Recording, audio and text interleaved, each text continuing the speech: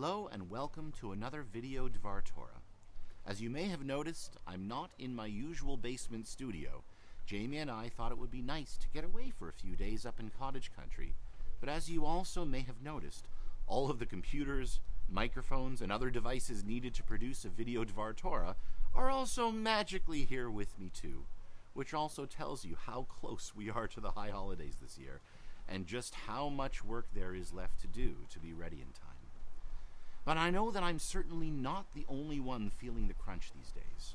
In addition to all those who work or volunteer with synagogues around the world to get ready for this strange high holiday season, the back-to-school buzz is also in full swing with parents, teachers, and lawmakers working hard to make school this year as exciting as it will be productive and safe. Against the backdrop of the ongoing pandemic, we are all certainly feeling the pressure, but I think that it's safe to say that hopes are very high. And why shouldn't they be? While it's true that many of us feel that everything we do these days is comparable to reinventing the proverbial wheel, it's human nature to want to show off the fruits of our labors. Under any normal circumstances, it would make us feel proud to be acknowledged and appreciated for any hard work that we do. But I think that this year, as we've been forced to be especially creative and innovative, many of us having to quickly learn and apply new skills and techniques that we never would have imagined ourselves in the position of needing, that we are uniquely excited to offer up to our colleagues, our friends and family and community what we have accomplished. Our Parshat this week is Tavo. Moses continues his mountaintop speech to the assembled Israelite nation on the banks of the Jordan River. In it, Moses outlines the rules of Bikurim, the offering of the first fruits, including the first codified piece of Jewish liturgy that we invoke to this day each year at the Seder table, Arami Oved Avi. It is Jewish law that the first of everything we own, make, or cultivate belongs to God.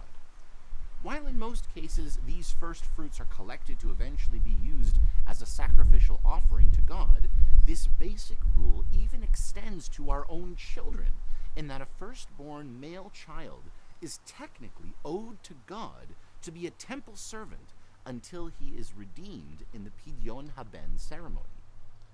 For modern Jews, it is often hard to understand the spiritual value of the offering of the first fruits to God, which is why we usually compare this mitzvah to giving tzedakah, charity. It is much easier for us to understand the value of giving to a worthy cause rather than offering a sacrifice up in smoke. But in reality, these two systems of giving are quite different and are addressed as completely independent mitzvot in the Torah. As Judaism understands the nature of God to be that God does not require anything from human beings for his own sake, but rather only for ours, it begs the question of what spiritual benefit is there to us to practice the mitzvah of first fruits? And what's more, does it even matter since we don't have a temple in which to offer the first fruit sacrifice in the first place? In addition to the work I've been doing to get ready for high holidays, one of my little side projects this summer has been my vegetable garden.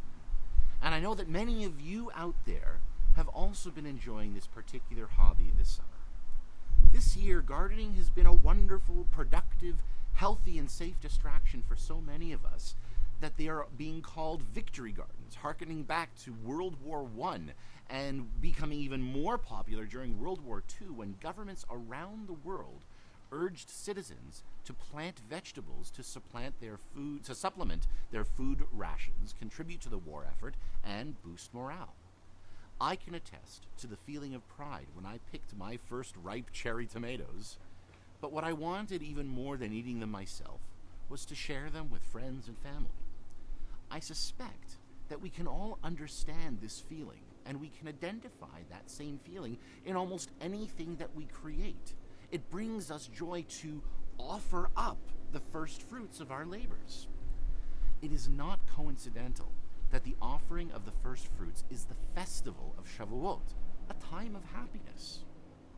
Although it seems counterintuitive, most of us can still easily relate to the idea that hard work can and should bring us joy, which is also why it has been my pleasure to bring you this Dvar Torah while I'm up here by this beautiful Ontario lake.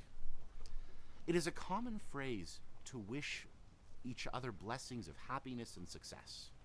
But as the high holidays approach, as school begins, and as our hard work continues, I think that it is perhaps more appropriate to wish us all hard work and happiness in the coming year that, with God's help, will result in great success.